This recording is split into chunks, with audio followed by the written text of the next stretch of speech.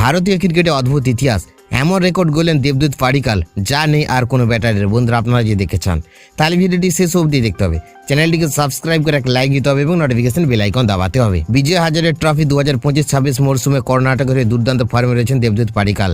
ধারাবাহিক রান এবং একের পর এক বড় ইনিংস খেলে এই মুহূর্তে তিনি ক্রিকেট মহলের আলোচনার কেন্দ্রে। মঙ্গলবার 6 জানুয়ারি রাজস্থানের বিরুদ্ধে তার 91 রানের ইনিংস শুধু কর্ণাটকের শক্ত ভিত দেয়নি, বরং তাকে পৌঁছে দিয়েছে বিজয় হাজারে ট্রফির ইতিহাসের এক অন্যান্য রেকর্ডে। 25 বছর বয়সী এই বাঁহাতি ব্যাটার, যার জন্ম কেরালায়, 3টি আলাদা বিজয় হাজারে ট্রফির মরশুমে 600-র বেশি রান করা প্রথম ক্রিকেটার হিসেবে নিজের নাম লেখালেন রেকর্ড বুকে। চলতি মরশুমে এখনও পর্যন্ত তার সংগ্রহ 602 রান। এর ফলে তিনি 2025-26 আসরে একমাত্র ব্যাটার যিনি 600-র বেশি রান করেছেন। রাজস্থানের বিরুদ্ধে গ্রুপ পর্বের ষষ্ঠ ম্যাচে 82 বলে 91 রানের দায়িত্বশীল ইনিংস খেলেন পাডিক্কাল। এই ইনিংসের মাধ্যমে তিনি নিজের ধারাবাহিকতা আরও একবার প্রমাণ করেন। উল্লেখযোগ্য বিষয় হলো, কর্ণাটকের হয়ে 2019 সালে বিজয় হাজারে ট্রফিতে অভিষেকের পর থেকে ধারাবাহিক পারফরমেন্স দিয়েই চলেছেন তিনি। এর আগেও দেবদূত পাডিক্কাল 2 মরশুমে 600-র বেশি রান করেছিলেন। 2019-20 মরশুমে তার সংগ্রহ ছিল 609 রান এবং 2020-21 মরশুমে তিনি করেছেন 737 রান।